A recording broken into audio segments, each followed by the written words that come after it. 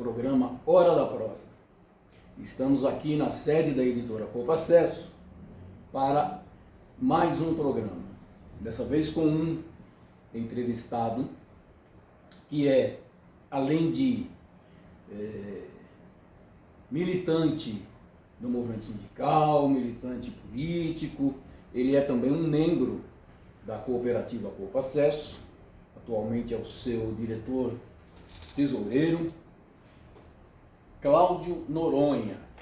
Cláudio Noronha é professor, escritor, tem uma trajetória aí dedicada ao estudo da religião, fenômenos da religiosidade popular, enfim. Nós vamos falar um pouco sobre isso. Cláudio Noronha, diga para os nossos telespectadores, nossos internautas, quem é você, de onde você veio, o que você andou fazendo até chegar aqui, Cláudio? Jerônimo, bom dia, obrigado aí pela oportunidade, né, da gente conversar um pouco, sempre é muito bacana, né, a gente trocar, né, experiências. Bom, eu sou morador de Santo André, nasci em Santo André, toda a minha trajetória e formação básica, né, desde os ensinos mais básicos até a universidade, foi aqui na cidade de Santo André. Depois eu fui fazer, né, meu mestrado e doutorado ali na Metodista de São Bernardo, mas basicamente a minha trajetória em Santo André. Me tornei bancário em 1990, já faz aí um tempinho, e isso me possibilitou ir para o movimento sindical bancário. Durante um período eu atuei no movimento sindical bancário na direção do sindicato. Depois eu saí do sindicato, fui para uma trajetória acadêmica e voltei hoje, né, novamente para o sindicato como assessor. E nesse retorno, né, para o movimento sindical e a partir dos projetos que o sindicato, nesse momento de retorno, estava ligado, acabei conhecendo a editora Poupa Acesso, os projetos da editora, considerei que eram projetos importantes, né, para a sociedade que nós vivemos, né, dentro do contexto que nós vivemos, e aí também acabei me aproximando e estamos aqui, né, além desse dia a dia, né, contribuindo com o movimento sindical, também tentando aqui contribuir com a editora e com essa questão tão importante que é a literatura, o conhecimento. Perfeito, Cláudio Noronha. Você, na sua trajetória, na sua formação acadêmica, você se dedicou um pouco a estudar fenômenos materiais e simbólicos em Rio Grande da Serra, redes socio-religiosas na periferia urbana. Está aqui o livro que é resultado da sua tese de doutoramento. Conta um pouco para a gente aqui o que você encontrou nessa tua pesquisa sobre a religião em Rio Grande da Serra. Bom, Jerônimo, quando eu resolvi, né, fazer o mestrado e doutorado em Ciências da Religião, foi por entender que a religião é uma expressão cultural importante na sociedade. É claro que esse é um tema com muitas complexidades, muito complexo, com muitas nuances. Nós poderíamos discutir horas aqui, enquanto a religião ainda, né, ela influencia ou não a vida das pessoas por um conjunto de fatores, mas ela é uma expressão cultural importante. E eu entendi que seria muito interessante, a partir do convite até do meu próprio orientador, de pensar e estudar a religião no contexto da periferia urbana, porque nas regiões de periferia no Brasil é onde você tem um crescimento muito grande de determinados grupos religiosos, e isso me interessou muito entender, né, o porquê em alguns lugares determinados grupos cresceram e passaram a ter uma dinâmica bem interessante, né? E aí eu acabei, né, por estar aqui no ABC, acabei optando em pesquisar o município de Rio Grande da Serra, que dentro do contexto do ABC nós podemos considerar uma cidade mais periférica, né? Do ponto de vista social principalmente, é a cidade que tem os indicadores sociais mais frágeis, né? E é justamente a cidade onde esses grupos religiosos, né, que são principalmente, né, as igrejas pentecostais, cresceram muito nos últimos anos. E eu comecei a fazer a pesquisa ali e foi muito interessante, né? Primeiro, gostei muito de fazer a pesquisa, me apaixonei ali pela cidade, né? É uma cidade tão perto aqui que às vezes a gente não conhece. Apesar de todos os seus indicadores socioeconômicos mais frágeis, mas é uma cidade bem interessante de se conhecer, de pesquisar. E eu, né, para entender a cidade, né, entender a periferia, você precisa tentar entender o espaço, como é que o espaço se constitui. Então, primeiro, né, você vai tentar entender o porquê que nós temos uma periferia, né? Para você ter uma periferia, você tem que ter um centro, né?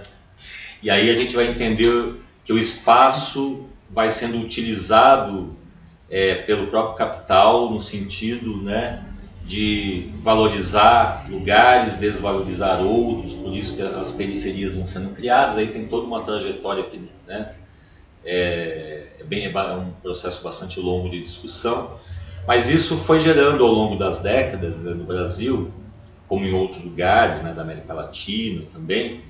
O processo de urbanização ele foi um processo muito desordenado nesses locais e foi gerando esses espaços centrais e periféricos. E nas periferias, ao longo das décadas, você criou um processo muito intenso de migração, né? O processo migratório no Brasil foi muito intenso. E esse processo migratório foi muito importante para gerar aí, redes religiosas.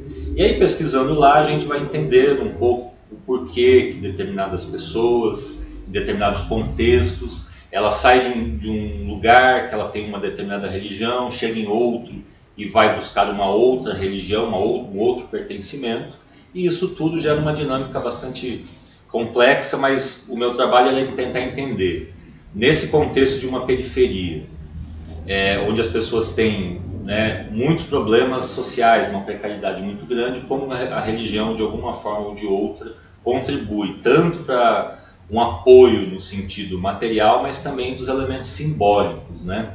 A religião ela não é apenas um apoio material, mas ela também contribui em campos, né, da sua experiência de vida, né? Não apenas a fé em si, mas a relação com as pessoas, né?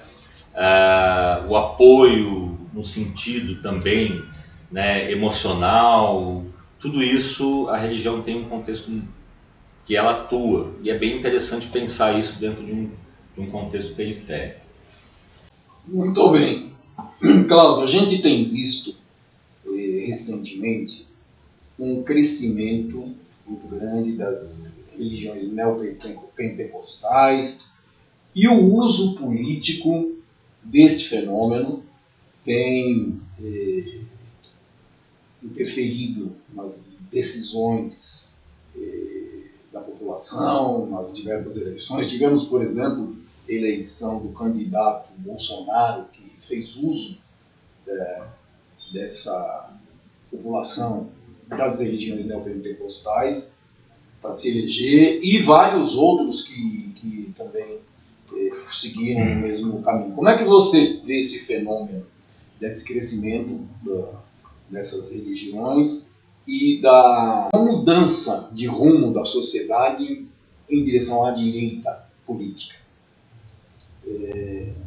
Isso te preocupa? Você acha que isso é um fenômeno tranquilo, ou isso pode ainda se agravar no meio da sociedade?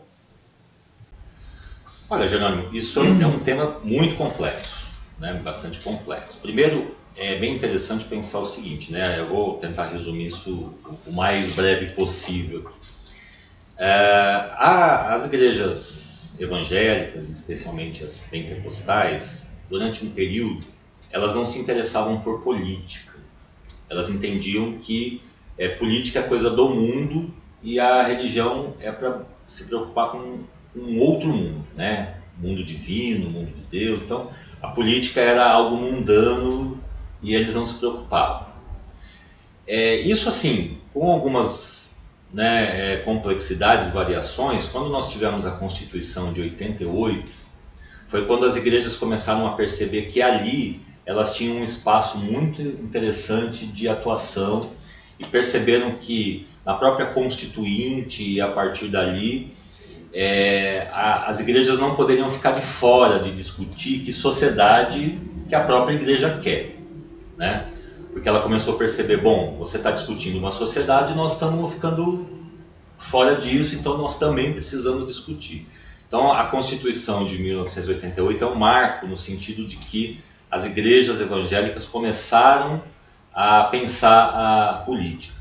E isso foi, a partir daí, se desenvolvendo, e quando nós chegamos nesse período mais recente, e aí você citou especificamente a eleição do Bolsonaro, tentando fazer um salto aí, né, de tempo.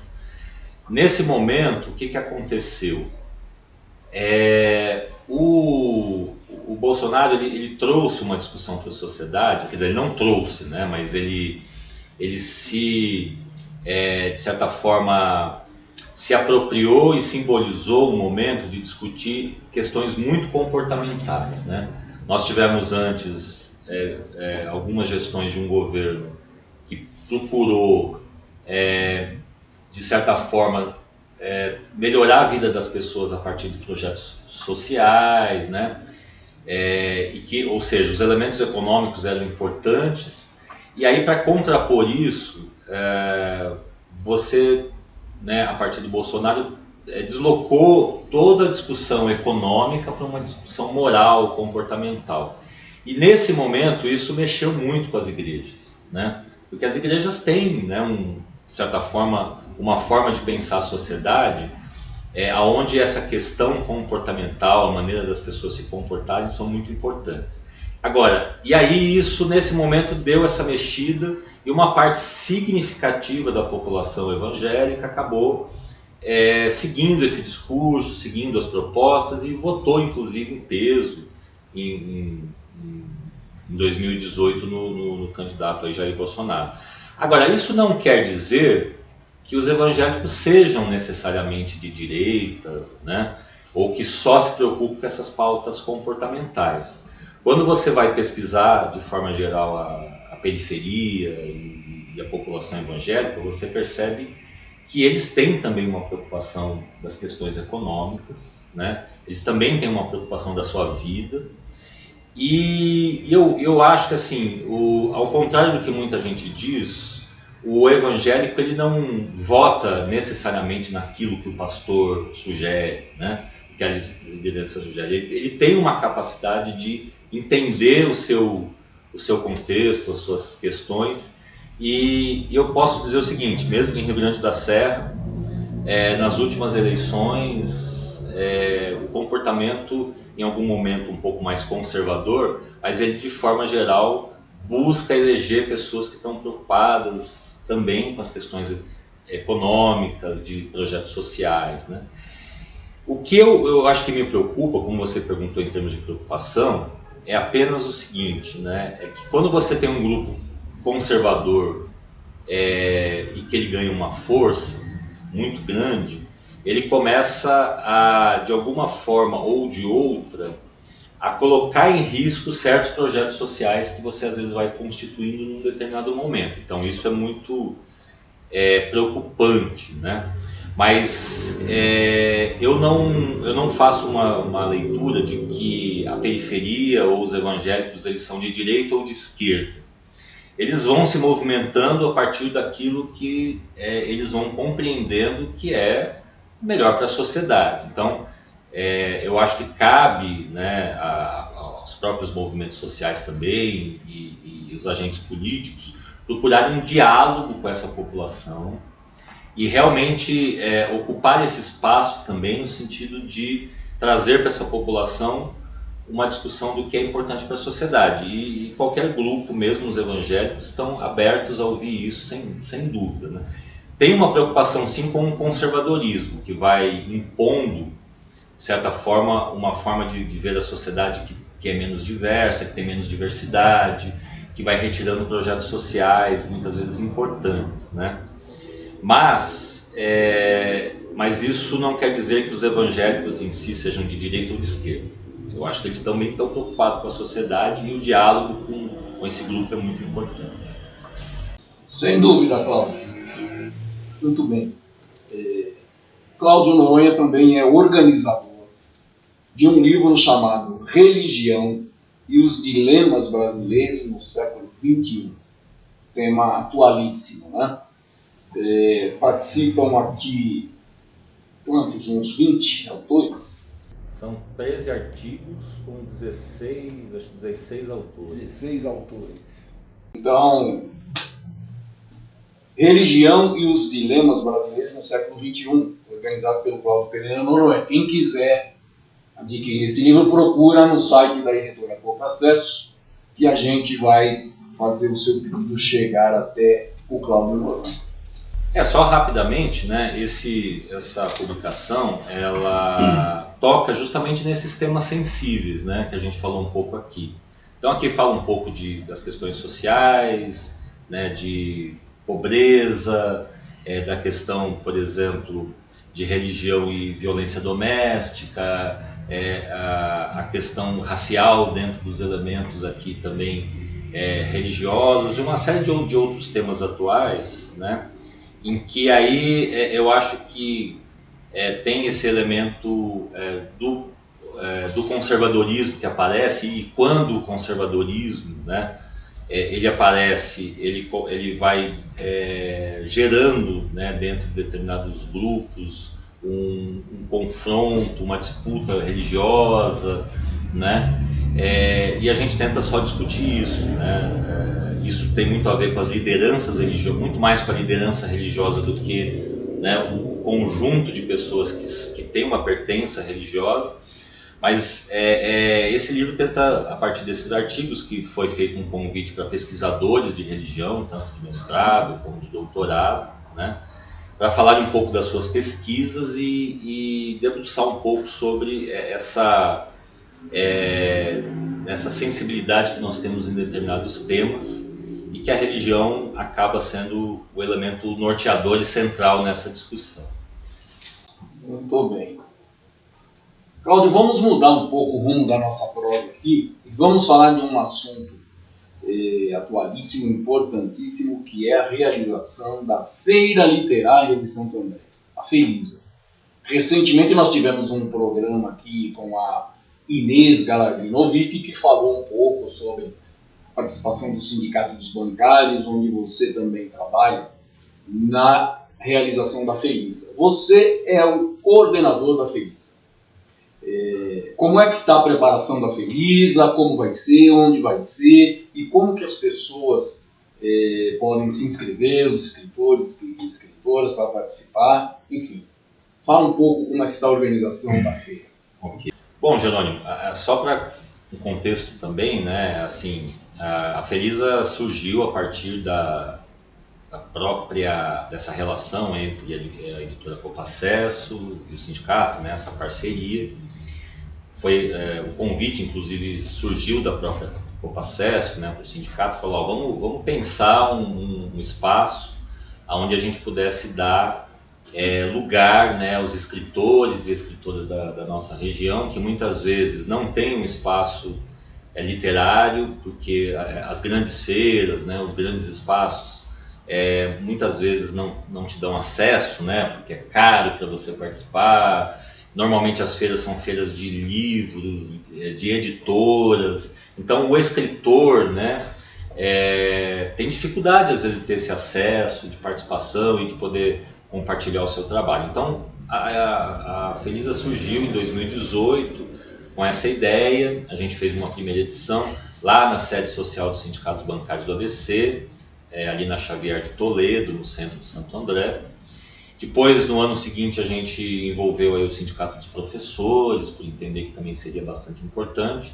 E de lá para cá, a gente vem tentando construir esse espaço, né? Um espaço onde o escritor, a escritora da região, e depois a gente também foi recebendo aí a participação de pessoas de fora.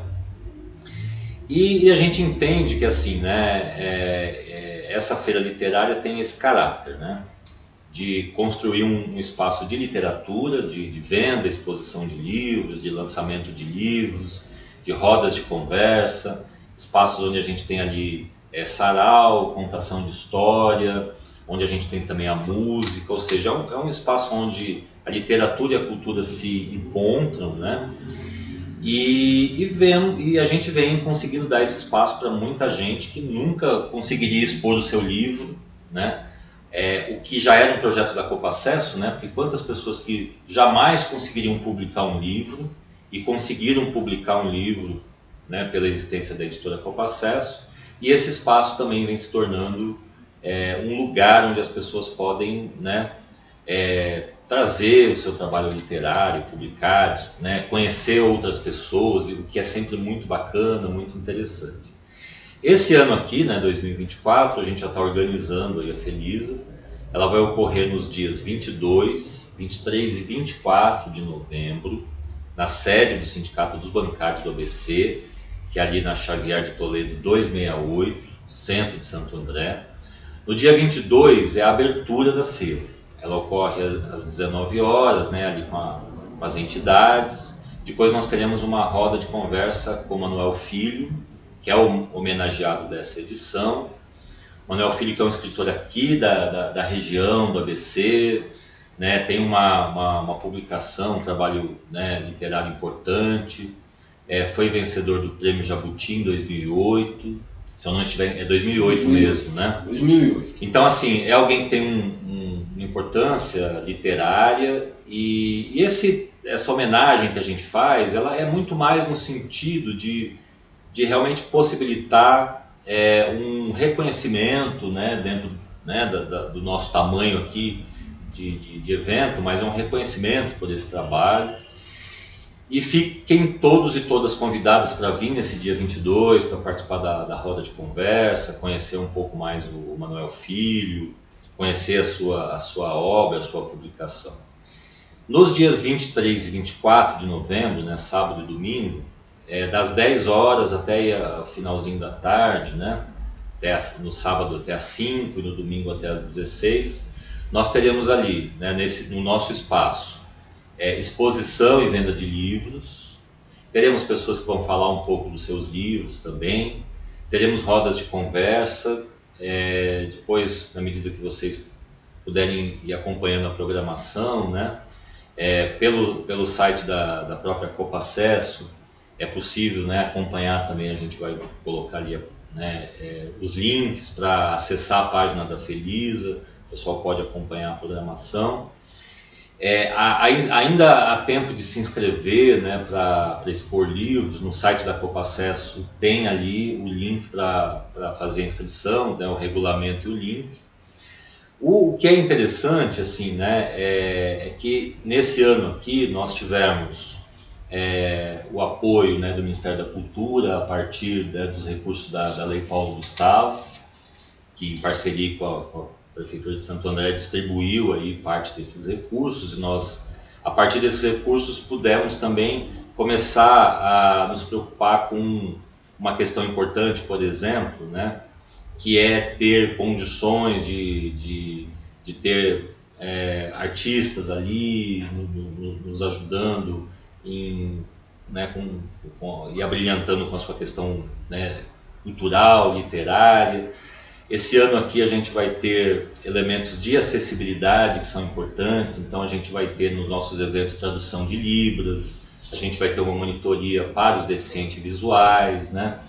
Então isso vai também permitir que a gente consiga convidar um público que muitas vezes também fica afastado, né, desses eventos. Hoje, claro, tem uma preocupação geral em torno disso, mas a nossa feira também está preocupada. Então, assim, venham para a Felisa, né, os dias 22, 23 e 24, vocês vão ter a possibilidade de conhecer os escritores, né, conversar com eles, conhecer a trajetória, conversar sobre a sua trajetória de publicação, como é que os livros foram pensados, o que ele pensa. Então, assim, é algo muito rico, né? As pesquisas mostram que o brasileiro ainda lê pouco, vai muito pouco a feiras, e isso é uma pena. Então, assim, o nosso objetivo sempre foi de contribuir com gosto pela literatura, pela leitura. E se você vier, vai ter assim um espaço bem bacana, bem intimista ali para conversar com os escritores e as escritoras. Muito bem, Cláudio. Então, Felisa, dias 22, 23 e 24 de novembro, no Sindicato dos Bancários do ABC, na Xavier do Toledo 268, ao lado do Instituto Coração de Jesus. Exatamente. Boa referência para quem vem de fora, né? Felisa 2024. Cláudio, nós estamos nos aproximando do final da nossa entrevista. E todos os nossos convidados e as nossas convidadas, a gente pede para que deixe aqui uma mensagem para os nossos internautas, para os nossos telespectadores, principalmente nossos jovens, né, que é a grande maioria dos espectadores aí do programa. O que você fala para a nossa juventude hoje, Cláudio? Olha, Jerônimo, eu não poderia deixar de dizer, né, da importância da leitura. A gente vive um momento hoje onde, principalmente o jovem, e isso não é um problema que isso aconteça, mas eu acho que a questão é quando isso se torna, de certa forma, vamos dizer assim, por exemplo, nós temos hoje a internet. Né? A internet é um espaço riquíssimo de interação, né? Todos nós, e especialmente os jovens, a partir da internet, têm acesso aí a um universo enorme de informação, um acesso enorme de coisas, né? Mas a gente percebe também que as pessoas acabam muitas vezes restringindo o seu universo de conhecimento a isso, né? E principalmente ao Zap, né? Aos grupos de Zap. Então você tem gente hoje que se informa basicamente pelo grupo de Zap, pelas informações que chegam ali, pelos vídeos que chegam ali. E assim, isso é muito dinâmico, é muito interessante, mas também faz com que as pessoas acabem vivendo um universo muito restrito, né, de informação. Aquilo que a gente costuma chamar das bolhas informacionais, né? Você fica ali. A leitura, a literatura, ela te dá um campo de conhecimento, de possibilidades muito maior do que isso, né? Então, se é bacana você, né, principalmente o jovem, né, você ter ali os seus grupos, aquilo onde você se interage de informação é importante, mas também venha para uma feira literária para conhecer outros autores, buscar outros livros, buscar outras formas de informação. Você vai perceber que isso te dá uma riqueza enorme de ideias, de informação, e que não te deixa restrito, né, a um único universo de conhecimento. Ele é importante, mas o livro te coloca uma dimensão de coisas e faz você olhar a sociedade por uma diversidade de ideias muito maior do que às vezes aquele grupo de Zap que você participa, né? Então hoje eu acho que é isso, você precisa saber que é importante o que você faz ali para se informar, mas que você pode ter um universo muito mais rico, muito maior de informação, e o livro nunca vai, né, vai ser substituído, porque ele realmente é sempre um universo maravilhoso de expressão e cultural que nós todos seres humanos precisamos, né? Tudo bem, Cláudio, verdade, gente. Livro informa e forma, né? Então vamos ler bastante, vamos ler mais, vamos participar da Felisa e vamos ser felizes. Sim, né? claro. Felisa claro. Lembra um pouco a felicidade, né? Cláudio, muito obrigado pela sua participação aqui no Hora da Prosa. Nosso programa vai chegando ao final. Eu gostaria que você deixasse aqui e faça suas considerações finais aí para a gente encerrar o nosso programa. Não, agradecer, Juliano, agradecer aqui o espaço, né? Eu acho que a gente precisa sempre muito desses momentos de troca, esses momentos de conversa, né? Mais uma vez, né? A internet, as redes sociais, elas são interessantíssimas, traz uma riqueza de coisas, mas nada também substitui o contato físico, né? A gente poder se encontrar. Então, quando a gente pensa nesses eventos, ele nos traz a ideia do encontro, né? O encontro é muito importante. Então, por mais que a gente viva em universos hoje, né, virtuais, nós precisamos também ter um encontro físico, presencial, para nós nos abraçarmos, conversarmos, nos escutarmos. Isso é fundamental. Então fica aqui essa ideia do encontro, né? E a Felisa, voltando a reforçar, né, como convite, é esse encontro literário que é muito importante. Tudo bem, Tom. E por falar em encontro, amigas e amigos do Hora da Prosa, a gente se encontra na próxima semana, no próximo Hora da Prosa. Até lá!